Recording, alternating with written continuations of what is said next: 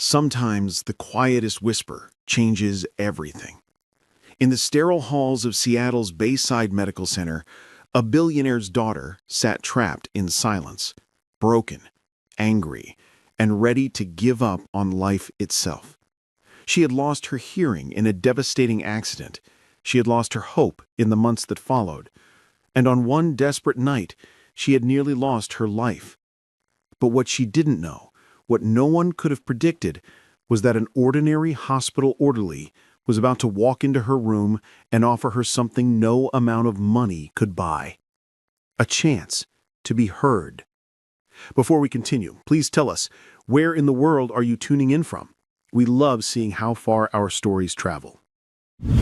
Jonas Keller's shift was supposed to end 20 minutes ago. He was exhausted, the kind of bone-deep tired that came from 10 hours of transporting patients, restocking supply rooms, and running between floors at Bayside Medical Center. His feet ached, his back was sore. All he wanted was to get home, pick up his daughter Nora from Mrs. Holland's house, and collapse on the couch. But something made him stop. He was passing through the East Wing, the private suites, where Seattle's wealthiest patients recovered in rooms that looked more like hotel penthouses than hospital quarters, when he saw her through the window. A young woman, probably in her mid-20s, sitting in a wheelchair facing the floor-to-ceiling windows that overlooked the city lights. Her shoulders were shaking. She was crying. Jonas had seen a lot of tears in his 4 years working at the hospital. He'd seen families break down after receiving bad news. He'd seen patients weep from pain, from fear, from the overwhelming weight of their diagnoses.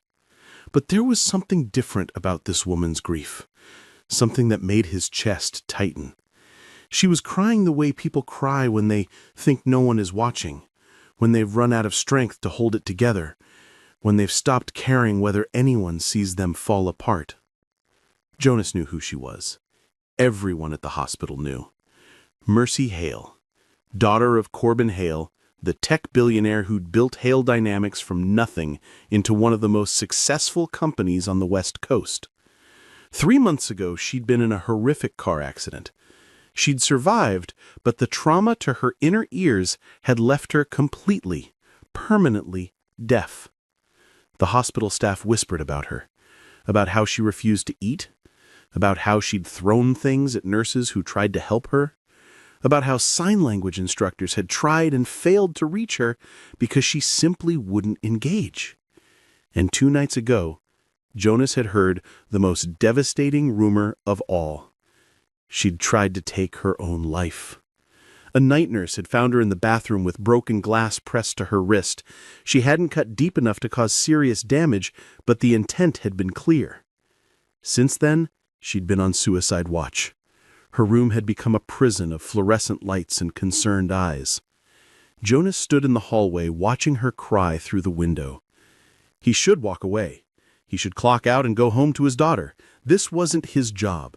He was an orderly, not a therapist or a counselor or anyone qualified to help someone who was clearly drowning in despair.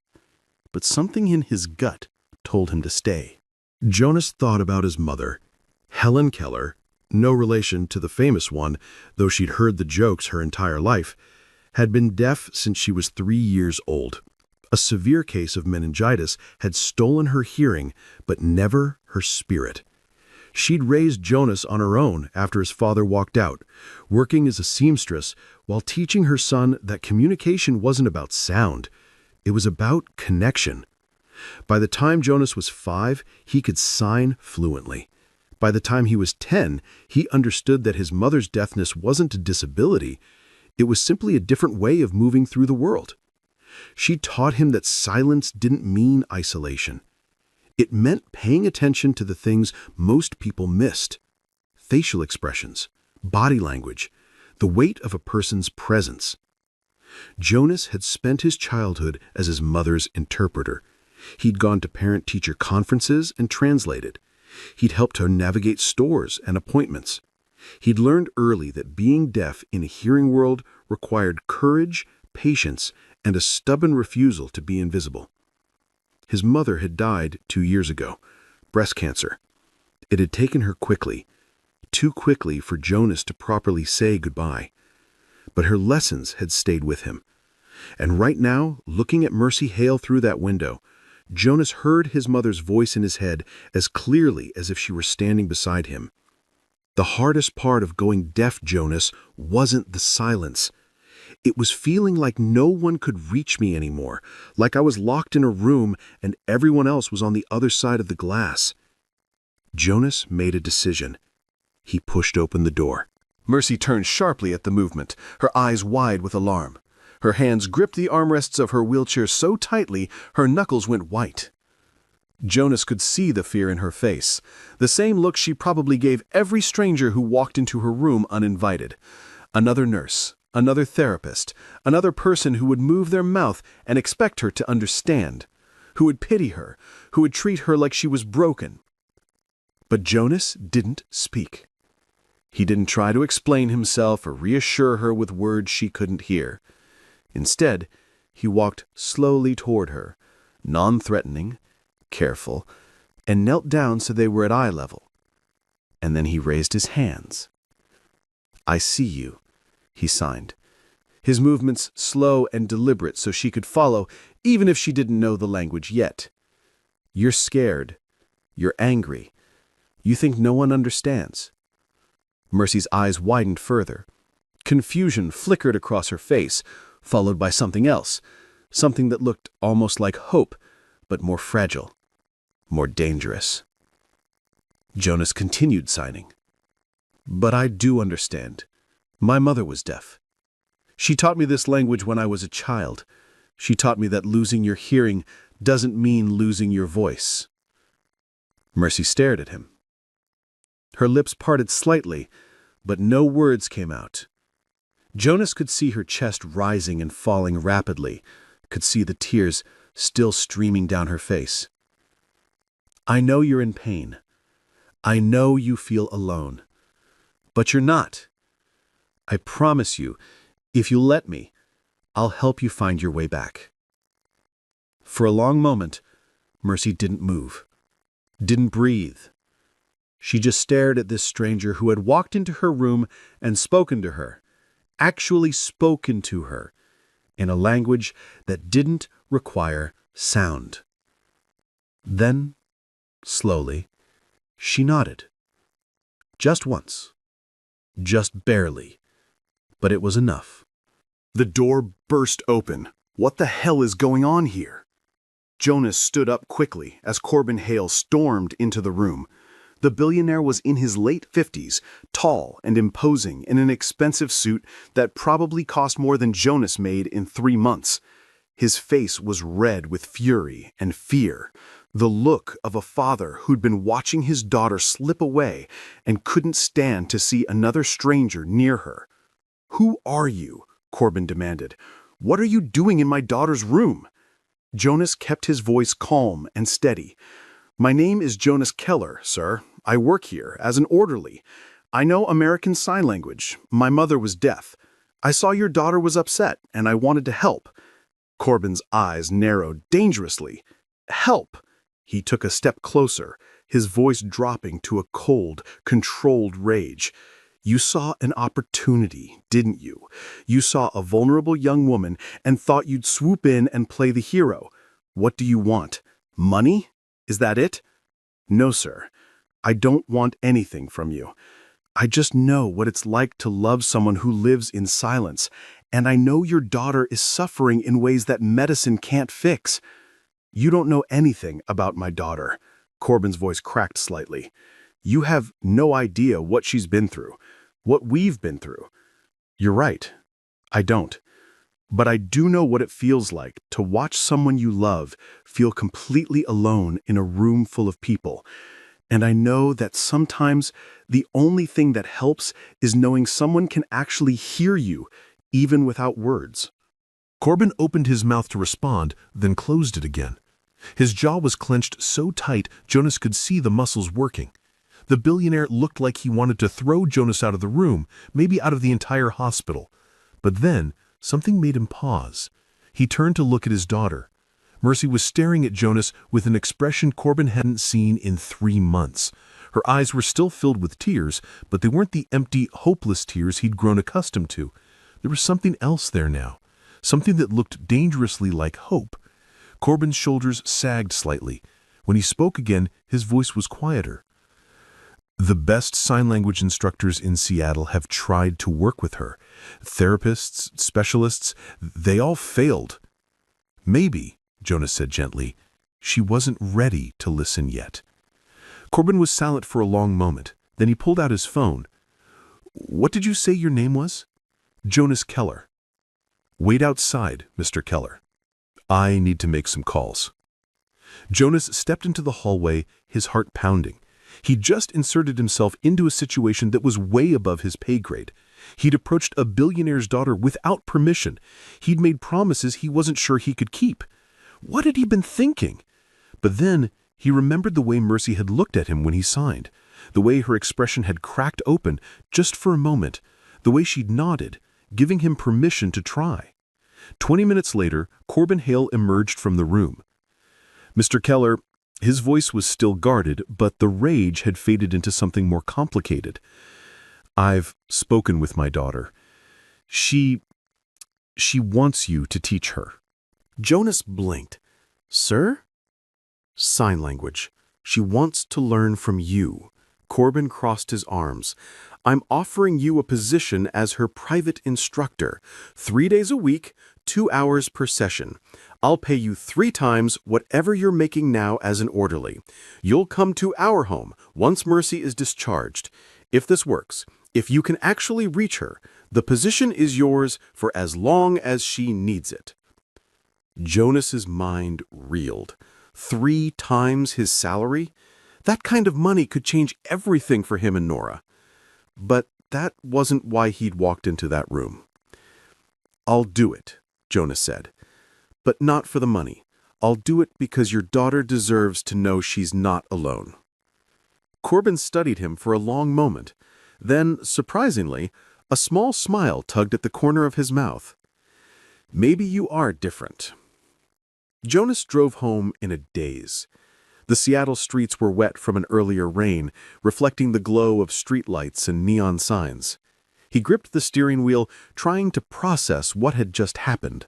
One moment of impulse, one decision to walk through a door, and his entire life had just shifted direction. He thought about Nora, his sweet, curious 6-year-old daughter, who was probably already asleep by now. Mrs. Hollins always made sure she was tucked in by 8:30, but Jonas hated missing bedtime. He hated that his daughter went to bed so many nights without hearing her father say goodnight. Nora didn't remember her mother very well anymore. She'd been 3 when Lilac died, too young to hold on to anything except vague impressions and the photographs Jonas kept around the house. Lilac smiling on their wedding day, Lilac holding baby Nora in the hospital, Lilac laughing at some joke Jonas couldn't remember making. 3 years ago, Jonas had kissed his wife goodbye before her routine gallbladder surgery. She'd been nervous, but the doctors had assured them it was a simple procedure, low risk. She'd be home the same day. Instead, a pulmonary embolism had taken her before anyone could do anything to stop it. One moment she was alive, the next she wasn't, and Jonas had become a single father overnight. He'd been in grad school at the time, studying to become a deaf education teacher. It had been his dream to do for other deaf children what his mother had done for herself, to help them navigate a world that wasn't built for them. But dreams didn't pay bills. Dreams didn't provide health insurance for a grieving 3-year-old who needed stability more than her father needed ambition. So, Jonas had dropped out of grad school and taken the orderly position at Bayside Medical Center. It was steady work, decent pay, health benefits, and it let him be home every evening for his daughter. He'd put his teaching aspirations in a box labeled Someday and focused on being the parent Nora needed. Jonas pulled up to Mrs. Holland's house, a modest 2-story house with a porch light that was always on. The retired school teacher had been a godsend when Jonas needed someone to watch Nora during his shifts. She treated his daughter like her own granddaughter, and Jonas would forever be grateful. Mrs. Hollins opened the door before he could knock. "She's asleep," she whispered, her kind face creasing with a smile. "But I swear she tried to stay awake waiting for you. That child fights sleep like it's her personal enemy." Jonas smiled tiredly. "Thank you, Patricia. I don't know what I'd do without you."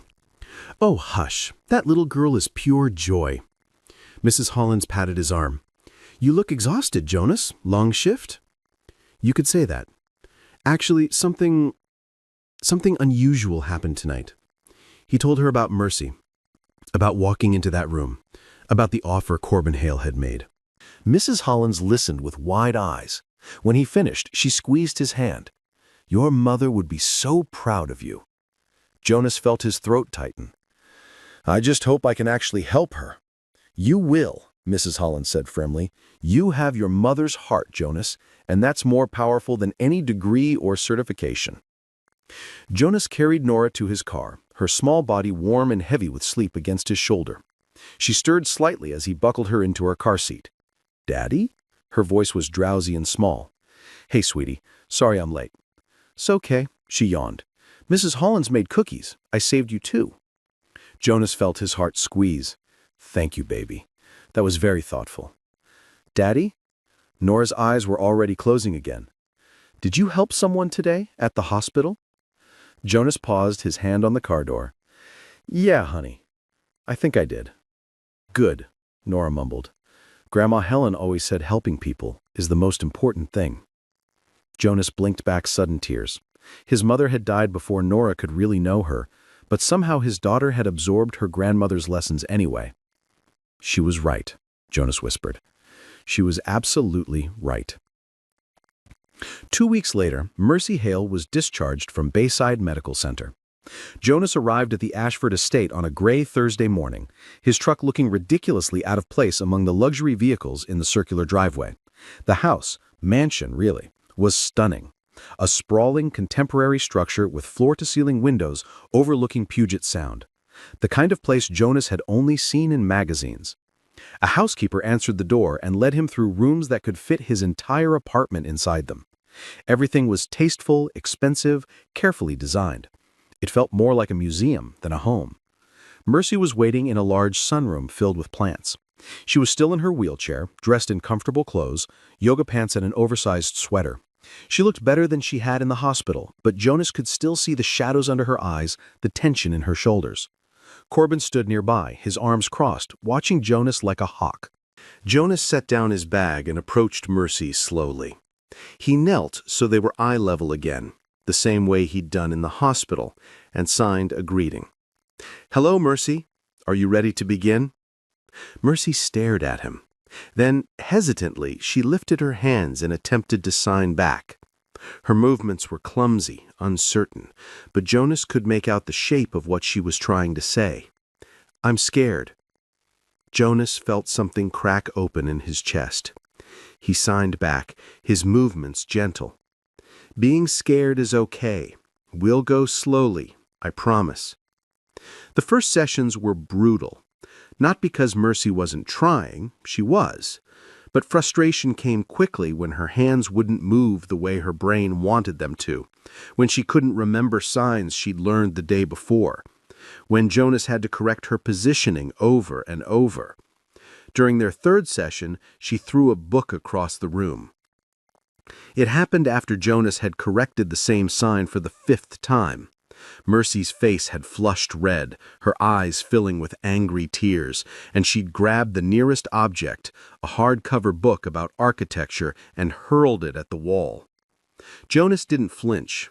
He waited, as her breathing came in ragged gasps, as she covered her face with her hands and her shoulders shook with silent sobs.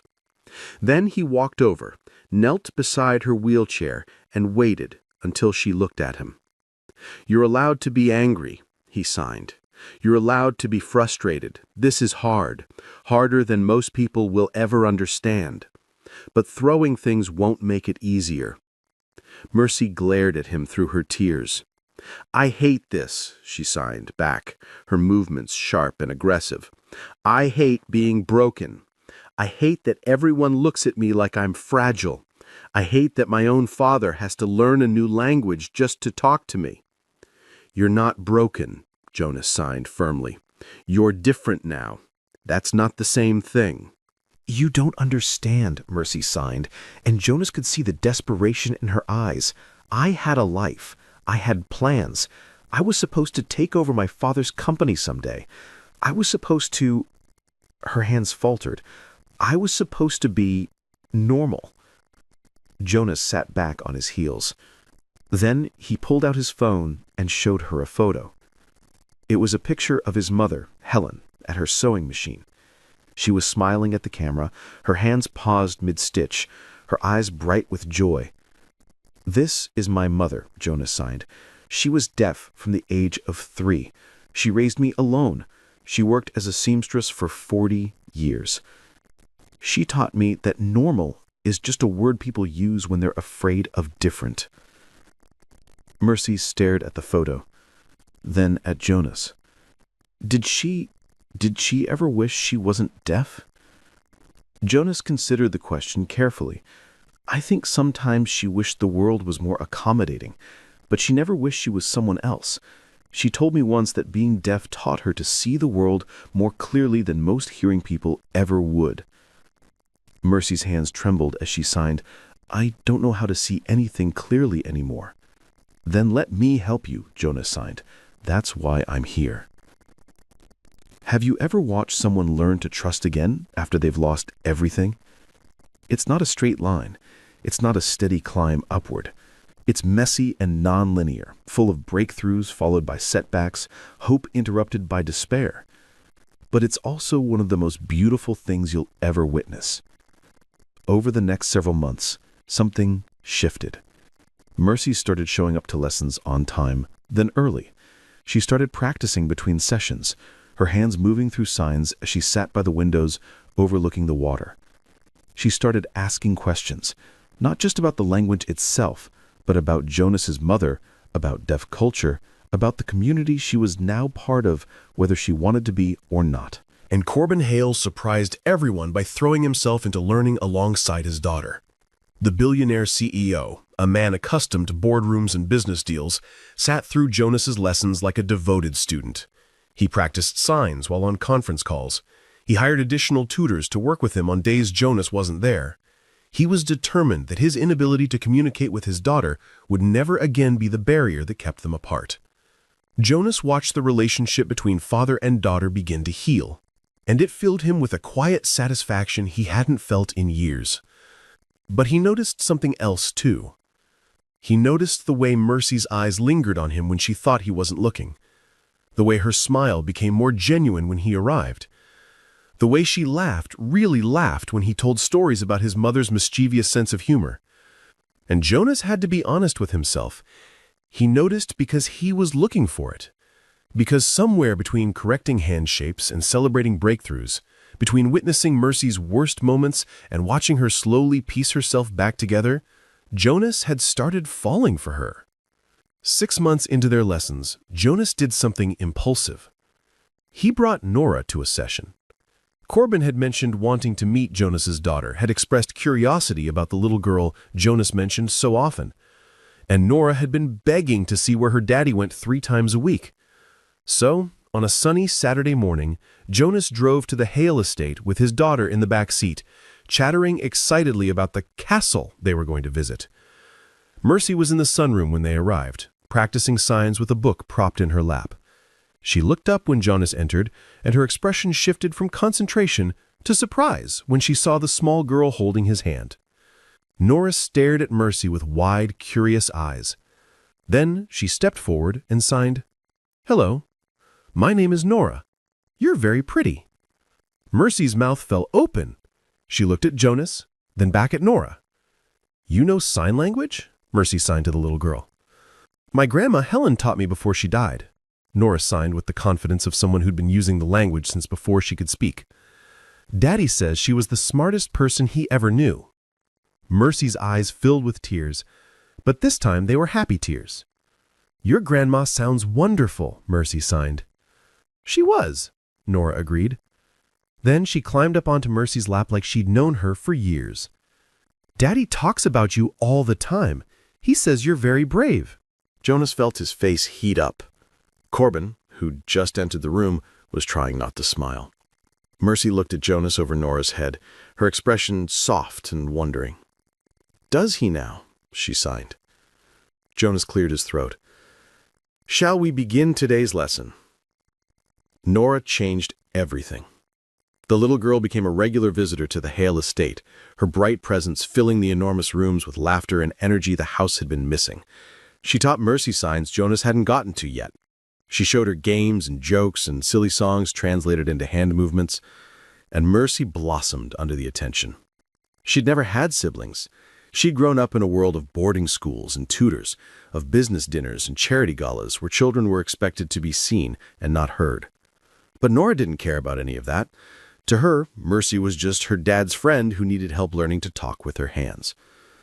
Corbin Hale watched his daughter play with the 6-year-old and saw something he'd almost forgotten existed. Pure, uncomplicated joy.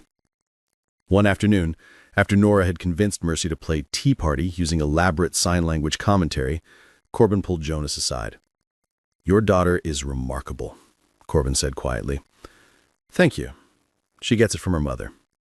Jonas watched Nora carefully position stuffed animals around an imaginary table, while Mercy signed dramatic dialogue for each character. "You've never really told me about your wife. If you don't mind me asking, what happened?" Jonas was quiet for a moment. "Pulmonary embolism during what was supposed to be a routine surgery." He swallowed hard. "One day I had a partner, a co-parent, a person to share my life with. The next day I was alone with a 3-year-old who kept asking when Mommy was coming home." Corbin's expression softened with understanding. "I can't imagine. At least when I lost Mercy's mother to cancer, we had time to prepare, time to say goodbye. You didn't even get that." Jonas hadn't known that Mercy's mother had gone. She'd never mentioned it in their sessions. "How old was Mercy when she passed?" 16. Corbin's gaze drifted to his daughter. Elena was the heart of this family. When she died, the house became a mausoleum. I threw myself into work. Mercy threw herself into school and activities. We lived in the same house, but stopped really living. And then the accident happened, and he trailed off. "And you almost lost her, too," Jonas finished quietly. Corbin nodded. "I've built a tech empire worth billions, Mr. Keller. I've solved problems that brilliant minds said were impossible. But I couldn't help my own daughter. I couldn't reach her." He turned to face Jonas directly. "You gave me my daughter back. Whatever you're charging me, it's not enough. I'm not doing this for money, Mr. Hale. I know. That's why it's working." 13 months after Jonas had first walked into Mercy's hospital room, everything changed again. It was a warm evening in late summer. The sun was setting over Puget Sound, painting the water in shades of gold and pink. Nora was inside with Corbin, the two of them building an elaborate blanket fort in the living room, a project the billionaire CEO approached with the same intensity he brought to board meetings. Jonas and Mercy stood on the balcony, watching the light dance across the waves.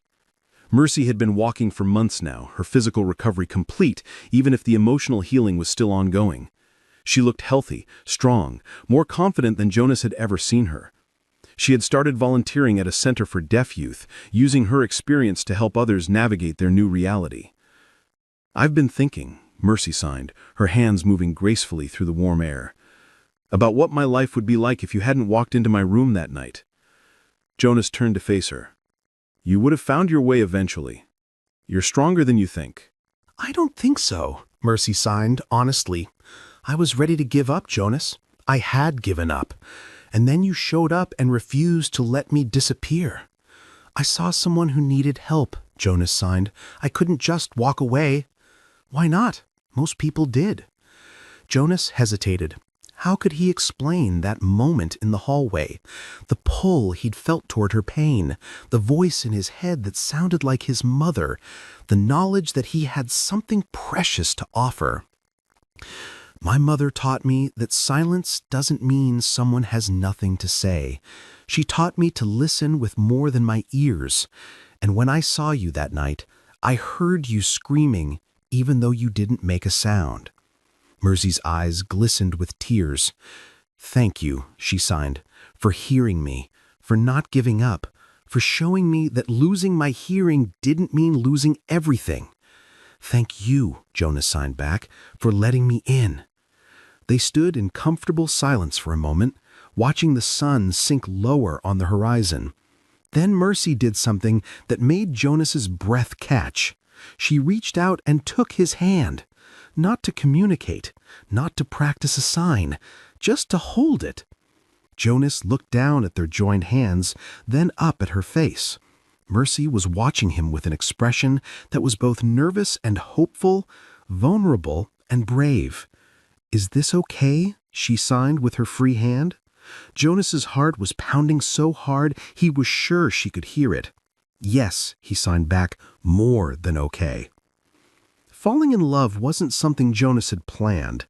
After Lilac died, he'd assumed that part of his life was over. He was a single dad with a young daughter and a demanding job. He didn't have time for romance. He didn't have the emotional energy to open his heart again. But love, Jonas was learning, didn't care about his plans. It crept up on him during afternoon lessons when Mercy would laugh at one of his stories. It ambushed him when she signed something particularly clever and looked at him with bright, triumphant eyes. It overwhelmed him when he watched her interact with Nora, so patient and gentle, so clearly falling for her as much as his daughter was falling for her. And Jonas realized something that both terrified and exhilarated him. He wanted this. He wanted her. He wanted a future that included Mercy's smile and Nora's laughter and the possibility of building something new from the broken pieces of their pasts. But there was a problem. A significant, impossible-to-ignore problem. Jonas was an orderly who made $40,000 a year. Mercy was a billionaire's daughter who lived in a mansion overlooking Puget Sound. He drove a truck held together by duct tape and hope. She'd grown up attending charity galas and traveling the world. What business did he have falling in love with someone so far outside his world? The confrontation came from an unexpected source. Mrs. Hollins, of all people, called him out on it. He was picking up Nora one evening. "Jonas Keller, we need to talk." Jonas blinked. "Is everything okay? Did Nora?" "Nora is fine. She's upstairs playing. This is about you and that young woman you're teaching." Jonas felt his stomach drop. "Mrs. Hollins, I don't know what you—" "Don't you dare lie to me, boy." Despite her small stature, Mrs. Hollins could be formidable when she wanted to be. "I've watched you these past months. You come home from those lessons glowing. Nora talks about Miss Mercy like she's already planning the wedding. And just now when I mentioned that the Hales invited us to dinner next week, you looked terrified." Jonas slumped into a chair. "It's complicated. Love usually is, but running from it doesn't make it less complicated. It just makes you lonely. She's a billionaire's daughter. I'm nobody. What do I have to offer her?" "Oh, Jonas," Mrs. Hollins took his hand, "you gave her back her life. You showed her she wasn't alone. You made her believe in herself again. And you think money matters more than that? Her father looks at you like you walk on water. That man would give you anything you asked for because you did something his money couldn't buy. You saved his daughter." Jonas shook his head. "I didn't save her. She saved herself. I just showed up." "Exactly. You showed up when no one else did. And you're still showing up. That's not nothing, Jonas. That's everything." The next day, Jonas made a decision. He asked Corbin Hale if they could speak privately. They met in Corbin's home office, a room lined with books and awards, with a massive desk that probably cost more than Jonas's car. Corbin poured them both whiskey, even though it was only 2 in the afternoon. "You look nervous, Mr. Keller. Should I be worried?" Jonas took a breath. "I need to tell you something, and you're not going to like it." Corbin leaned back in his chair, his expression unreadable. "Go on." "I'm in love with your daughter." The words hung in the air between them. Corbin didn't react immediately. He took a slow sip of his whiskey, his eyes never leaving Jonas's face. The silence stretched out, heavy and uncomfortable. Finally, Corbin spoke. "You think I didn't know?" Jonas blinked. "Sir?" "Jonas, I've been watching you two for months. I've seen the way you look at her, the way she looks at you. I've seen my daughter smile more in the past year than she has in the decade since her mother died. I've watched her transform from someone who wanted to die into someone who can't wait to wake up each morning. And you think I don't know why? I know I'm not. I mean, I don't have anything to offer her. Not really. You're just the man who gave me my daughter back, Corbin interrupted. His voice was rough with emotion. You're just the person who saw her at her lowest point and didn't look away. You're just the one who taught her she was still whole even when she felt shattered. Jonas felt his throat tighten. I don't want you to think I had ulterior motives. When I walked into her room that night, I wasn't... I know. Corbin stood and walked to the window overlooking the sound. That's exactly why I'm not kicking you out of my house right now. Because I know your intentions have always been pure. I know you love my daughter for who she is, not what she has. He turned back to face Jonas. But I need to know something. Are you sure about this? My daughter has been through hell. She's still healing. She's still figuring out who she is in this new reality. If you're not absolutely certain, I'm certain, Jonas said firmly. I love her. I love her strength and her stubbornness and the way she refuses to let anything defeat her. I love how gentle she is with Nora, how she's thrown herself into helping other deaf youth, how she laughs at my terrible jokes even though she can't hear the punchlines. Corbin was silent for a moment. Then, to Jonas's surprise, he smiled. Then you have my blessing, for whatever that's worth. Jonas felt like he could breathe again.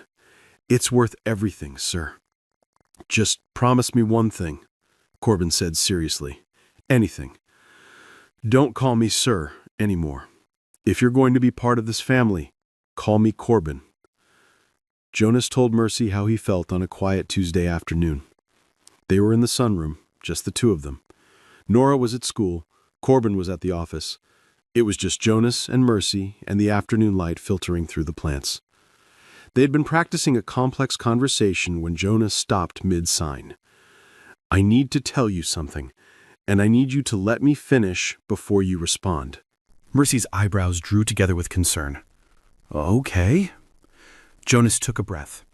13 months ago, I walked into your hospital room planning to offer you a few minutes of comfort.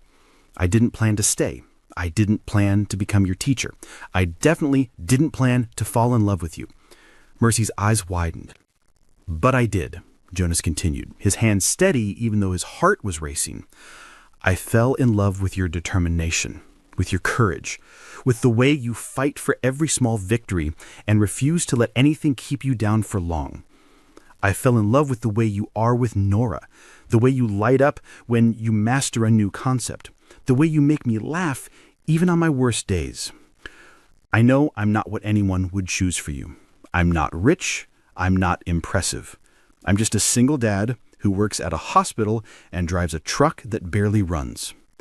But I love you, Mercy, and I needed you to know.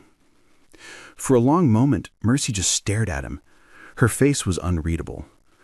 Then tears started streaming down her cheeks. Jonas felt panic rise in his chest. I'm sorry, I shouldn't have... Mercy launched herself at him. She wrapped her arms around his neck and kissed him, hard and desperate and filled with all the words she couldn't speak. Jonas caught her, his arms coming around her waist, and kissed her back with equal intensity. When they finally pulled apart, both breathing hard, Mercy was crying and laughing at the same time. You beautiful idiot. Of course I love you. I've loved you for months. I just thought you saw me as a student, as someone broken you needed to fix. You were never broken, Jonas signed firmly. You were just lost for a while, and I'm honored I got to help you find your way back. You did more than that, Mercy signed. You gave me a reason to want to find my way back. You and Nora both. She kissed him again, softer this time. I love you. I love you so much it scares me. Good, Jonas signed with a smile, because I'm terrified too. 6 months later, Jonas and Mercy stood in the backyard of the Hale estate, surrounded by friends and family. It was a small wedding. Nothing like the elaborate affair Mercy could have had if she'd wanted it. Just the people who mattered most. Corbin walked his daughter down the aisle with tears streaming down his face. Mrs. Hollins sat in the front row, already crying into a handkerchief. And Nora, the flower girl, signed "I love you" to both Jonas and Mercy as she scattered rose petals. The ceremony was conducted entirely in American Sign Language. The officiant signed the vows. Jonas and Mercy signed their responses. Every word, every promise, every declaration of love was made with hands moving through the air, painting their future into existence the same way Jonas's mother had taught him language was meant to be used, to connect, to communicate, to build bridges between souls. When the officiant finally signed, "You may kiss your bride," Jonas took Mercy's face in his hands and kissed her like she was the most precious thing in the world. Because she was. Life after the wedding fell into a beautiful rhythm. Jonas finally finished his degree in deaf education with Corbin's encouragement and financial support, though Jonas insisted on treating it as a loan he'd pay back. He started teaching at a school for deaf children, finally living the dream he'd put on hold years ago. Mercy threw herself into advocacy work. She used her father's resources and her own experience to create programs for newly deaf individuals, support groups, sign language classes, mental health resources. She became a voice for people who'd lost their hearing, showing them that life didn't end when silence began. Nora gained a mother who loved her fiercely and whom she loved just as much in return. She taught Mercy all the things a 6-year-old considered important: how to make the perfect pillow fort, which cartoon characters were cool and which were lame, and how to braid hair properly. And Corbin, the billionaire CEO who'd once measured his worth by his company's stock price, discovered that the greatest success of his life wasn't Ashford Dynamics. It was watching his daughter thrive. It was gaining a granddaughter who called him Grandpa Corbin and demanded bedtime stories. It was welcoming a son-in-law who'd proven that character mattered more than any bank account. The Hale estate stopped feeling like a mausoleum. It became a home, filled with laughter, with signing hands, with the kind of love that doesn't require sound to be heard. 2 years after the wedding, Jonas found Mercy in the nursery they'd just finished decorating. She was standing by the window, one hand resting on her swollen belly, watching the sunset over Puget Sound. Jonas wrapped his arms round her from behind, his hands covering hers. "What are you thinking?" he signed against her shoulder. Mercy turned in his arms. "I'm thinking about that night in the hospital, when I was ready to give up, when I thought there was nothing left worth living for." "And now?" Jonas prompted gently. Mercy's smile was radiant. "Now I have everything. A husband who loves me, a daughter who makes me laugh every day, a father I can actually talk to again, and soon a baby who'll grow up knowing that different isn't broken, it's just different." She placed Jonas's hand on her belly. "This little one is kicking. She's going to be a fighter just like her mama." "Just like both her parents," Jonas corrected. They stood together as the sun sank below the horizon, painting the sky in shades of gold and pink and purple. And in that moment, Jonas thought about all the choices that had led him here. The decision to become an orderly instead of a teacher, the shift that ran late, the moment he'd seen Mercy crying through a window and chosen to walk through the door. Any one of those choices could have been different, and if they had been, he wouldn't be standing here now, holding the woman he loved, feeling his daughter-to-be kick against his palm, living a life richer than any amount of money could buy. Here's what Jonas learned. Kindness isn't a grand gesture. It's not about saving the day or being a hero. It's about seeing someone else's pain and choosing not to look away. It's about offering what you have, even when what you have seems small and insignificant. Because sometimes the smallest offerings are the ones that change everything. A hand extended in darkness, a moment of understanding, a promise that someone doesn't have to face their hardest days alone. That's all Jonas had offered Mercy that night in the hospital, and it had been enough. If this story touched your heart, don't keep it to yourself. Share it with someone who needs to hear it. Leave a comment telling me about a time someone showed you unexpected kindness, or a time you showed it to someone else. And don't forget to subscribe, because every week we're sharing stories that remind us what it means to be human.